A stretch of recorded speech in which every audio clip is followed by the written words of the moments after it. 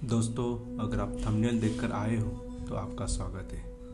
Video शुरू करने से पहले आपको बताना चाहूँगा, ये वीडियो सिर्फ आपके नॉलेज के लिए बनाया है। इससे आपको कोई नुकसान नहीं होगा। चलो तो शुरू करते हैं। दोस्तों, इस कलयुग में हर किसी को कोई ना कोई परेशानी है। ये परेशानी हमें ही क्यों होती है, इस बारे में हम जानेंगे। दोस्तों, आपने कई बार नोटिस किया होगा कि आप मेहनत तो जीभ लगाकर करते हो, पर आपको कोई सफलता नहीं मिलती। बस दिन भर परेशानी या फिर घर में कलेश बना रहता है। मैं आपको 3 उदाहरण से समझाता हूँ। पहला है बिजनेस। आपने देखा होगा कुछ लोग सुबह से लेकर शाम तक बिजनेस में लगे रहते हैं, चाहे पकौड़े बेचना हो, चाहे कपड़ा बेचना हो, चाहे कुछ और। पर उनके काम में सफलता नहीं मिलती। ना ग्राहक आते हैं, अगर आते भी हैं तो बिना कुछ लिए वापस जाते हैं। पर आपने ये भी नोटिस किया होगा, कुछ लोग कम मेहनत करते हैं पर उनको बिजनेस सब कुछ सही चलता है, और कुछ लोग आलसी होकर भी उनको यहाँ लोग प्रतीक्षा में लगे रहते हैं। ऐसा क्यों होता है?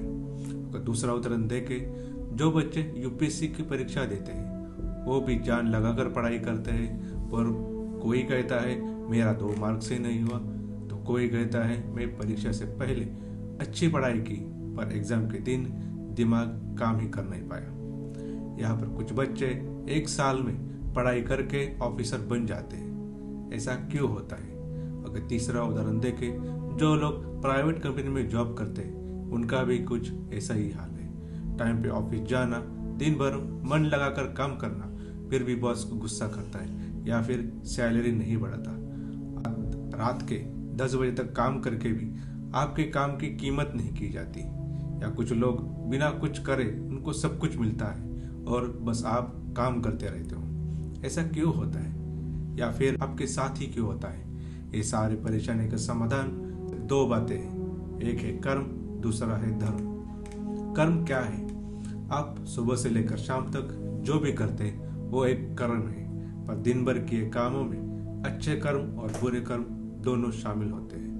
अगर अपनी जिंदगी सुधारने के लिए जो भी करते हो, चाहे बिजनेस, प्राइवेट जॉब या फिर पढ़ाई, अगर आप उसमें अपना 100% नहीं देते तो, या उसमें बुरे कर्म भी शामिल है, तो उस कर्म का आपको कोई समाधान नहीं मिलेगा। टाइम पे बिजनेस खोलना, टाइम पे ऑफिस जाना, दिमाग लगाकर पढ़ाई करना, इसमें हम कुछ बुरे काम भी करते हैं, चाहे जानबूझकर या फिर अनजाने में, तो इसका कोई फल नहीं मिलेगा। वही 3 उदाहरण लेकर समझाता हूँ। सोचो, आपने होटल बिजनेस शुरू किया है, पर जिस टाइम होटल बिजनेस शुरू करना है उस टाइम शुरू नहीं करोगे तो चाहे दिन भर आप कितना भी मेहनत कर ले, कुछ नहीं होने वाला। या फिर आप आने वाले लोगों को अच्छा पानी, अच्छा खाना नहीं दे रहे हो तो आपका कुछ नहीं होने वाला। ये तो साधारण सी छोटी बातें हैं। आप कहते हैं आप सब कुछ सही करते हैं और दरवाजे पे कोई आता है तो आप उनको भूखे पेट नहीं भेजते, फिर भी आपका अच्छा नहीं हो रहा है। दूसरा उदाहरण देखे तो कोई प्राइवेट कंपनी में नौकरी करता है, सुबह टाइम पे आता है, मन लगाकर काम करता है, एक अच्छा कर्म है। पर आप उस दिन में अगर किसी को नीचा दिखाने के लिए कुछ उल्टी सीधी हरकत करते हो तो बुरा कर्म है। पर आप दिन भर पूरा काम दिल से करते हैं, रात के 11 बजे तक सब कुछ करते हैं, पर आपके साथ काम करने वाले साथी जो बिना काम किए सब कुछ मिलता है, उसे बुरा भला मन में रखते हो तो आपका काम का कुछ फल नहीं मिलने वाला है। कुछ बच्चे पढ़ते समय कुछ ऐसा ही करते हैं तो भी उनको फल नहीं मिलेगा। इसके पीछे क्या राज है? उसका जवाब सिर्फ एक ही है, वो है धर्म। प्रेमानंदा महाराज कहते हैं कि आप कर्म के साथ धर्म को भी लेकर चलते हो तो आप कभी असफल नहीं होंगे, और यही सत्य है। धर्म का मतलब आपको कोई पूजा पाठ नहीं करना है या फिर किसी बाबा को बुला के आपको कोई होम हवन नहीं करना है। धर्म का मतलब भगवान का स्मरण है। यदि आप कहते हो आप कोई बुरा कर्म नहीं करते और भगवान को भी पूछते हैं, पर सवाल यह है कि कौन से भगवान को पूछते हैं। अगर आप कृष्ण भगवान या फिर महाकाल के भक्त हैं तो मैं कहूँगा आप सही जा रहे हो। पर अगर आपको इन सारी समस्याओं का हल जल्दी चाहिए तो आपको अपने कुल देवता कुल देवी और इष्ट देवता को स्मरण करना पड़ेगा। भगवान या फिर महाकाल की पूजा करने से भी हल मिलेगा, पर उनको जीतने के लिए आपको बहुत कुछ त्याग करना पड़ेगा। स्वयं रावण इतने शक्तिशाली और विद्वान होकर भी महाकाल से मिलने के लिए उनको कड़ी तपस्या करनी पड़ी, और हम लोग ठहरे लालची और सब कुछ जल्दी और हाथ में चाहिए। इनकी भक्ति करने से आपको मन को शांति और समाधान तो मिलेगा, पर कुलदेवता या देवी को स्मरण करते हो तो आपको सबसे तेज सर्विस मिलेगी।